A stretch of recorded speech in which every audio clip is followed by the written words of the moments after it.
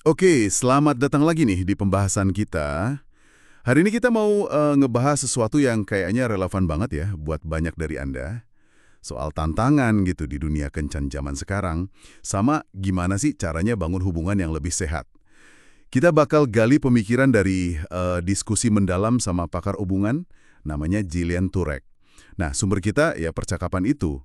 Banyak ngebahas soal kesalahan umum, terus pola pikir yang kadang keliru, sama ya realitas cinta jangka panjang lah. Jadi, misi kita kali ini apa?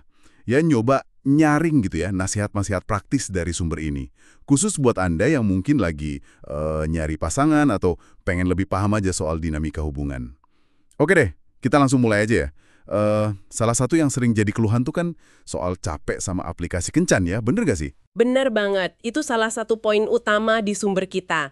Jadi ada beberapa jebakan umum gitu ya, kayak terlalu fokus ke aplikasi, sampai jenuh sendiri, terus nggak sabaran pengen cepet-cepet nemu orang, ekspektasi juga kadang wah ketinggian di awal-awal.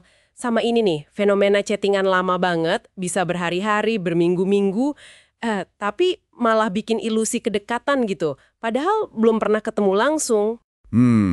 Jadi kayak bangun kedekatan semu gitu ya. Dan katanya di balik perilaku ini tuh ada rasa takut ya. Gimana tuh? Iya, tepat sekali. Sumber ini nyebutin seringnya ini didorong sama rasa takut. Takut ditolak, atau malah sebaliknya, takut kita yang harus nolak orang lain. Kan nggak enak juga ya. Nah, ini bisa bahaya. Bisa jadi yang namanya learned helplessness. Jadi kayak ketidakberdayaan yang dipelajari gitu. Udah beberapa kali kencen gagal, terus mikir, ah kok gini terus sih, udahlah jadi putus asa. Makanya sumber ini nekenin banget pentingnya bangun ketahanan mental lah ya sama penolakan. Justru keberanian buat ketemu langsung ya meskipun mungkin bakal canggung dikit gitu ya, itu dianggap jauh lebih penting daripada ngumpet di balik teks. Wah, soal keberanian ini nyambung juga kayaknya pas ngebahas mitos The One ya. Soal jodoh satu-satunya itu. Sumber ini kayaknya punya pandangan beda banget nih. Beda banget. Iya, jadi daripada nunggu-nunggu takdir atau perasaan magis datang tiba-tiba gitu kan, sumber ini lebih nekenin kalau milih pasangan hidup itu sebetulnya ya sebuah pilihan sadar dan ini salah satu keputusan paling penting lu dalam hidup. Makanya buru-buru cuma gara-gara chemistry sesaat atau karena lihat wah orangnya karismatik banget, cakep atau kerjaannya keren. Nah, itu bisa jadi bumerang nantinya. Oh, oke. Jadi bukan berarti chemistry itu nggak penting sama sekali, tapi gimana ya? Bukan gitu. Chemistry ya penting juga, tapi seringnya gini, kualitas yang bikin kita tertarik banget di awal, misalnya humornya yang lucu banget atau ya penampilan fisik, itu belum tentu jadi fondasi yang kuat buat hubungan jangka panjang. Gitu loh. Masuk akal sih. Nah, sumber ini nyaranin buat ya pelan-pelan aja prosesnya.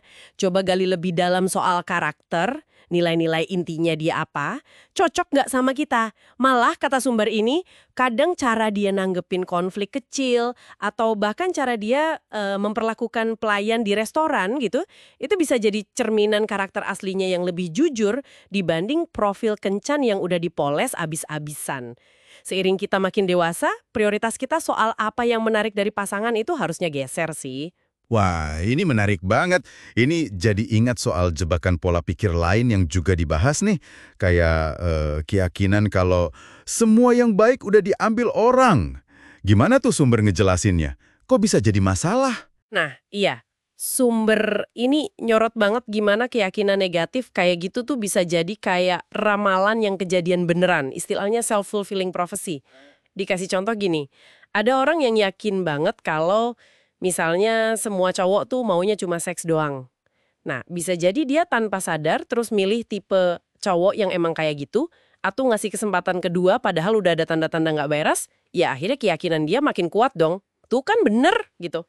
Waduh. Terus gimana dong cara keluarnya dari lingkaran setan kayak gitu?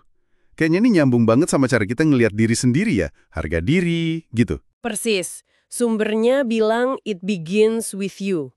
Semua itu mulainya dari diri Anda sendiri. Jadi bangun harga diri yang sehat itu bukan berarti harus ngerasa sempurna tanpa celah ya, tapi lebih ke berani lihat kenyataan diri sendiri. Apa sih kekuatan kita? Apa kelemahan kita? Terus sadar juga kalau kita tuh punya ketahanan alami kok. Ada juga fenomena menarik nih, disebut filter harga diri rendah. Jadi pas ada orang yang tertarik sama kita, kita malah curiga. Mikirnya, ini orang kenapa ya kok mau sama gue? Pasti ada nggak beres nih sama dia. Nah, ngubah ini tuh kerjaan internal banget. Oke, jadi selain lihat ke dalam diri, aspek komunikasi sama penerimaan juga penting ya? Terutama soal jujur di awal. Betul, jujur soal apa yang Anda inginkan dan butuhkan dalam hubungan. Tapi ya bukan berarti curhat semua luka batin di kencan pertama juga ya, Lebih ke bangun fondasi kepercayaan aja dan memprioritaskan kesehatan hubungan itu sendiri di atas ego kita. Nah ini nyambung banget sama penerimaan. Sumber pakai analogi bagus. Jangan ngarepin buah apel dari pohon pir. Iya, iya. Maksudnya? Maksudnya ya, terima pasangan apa adanya secara fundamental. Jangan berharap bisa ngubah inti diri dia gitu.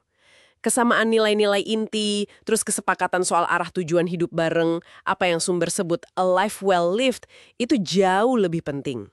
Oke. Terakhir nih, ada peringatan keras soal bahaya terlalu banyak mikir ya, kejebak di kepala sendiri gitu. Sumbernya bahkan punya ungkapan khusus buat ini. Ya, ada. Ungkapannya lumayan nyelekit sih. Stay in your head and your relationship is dead.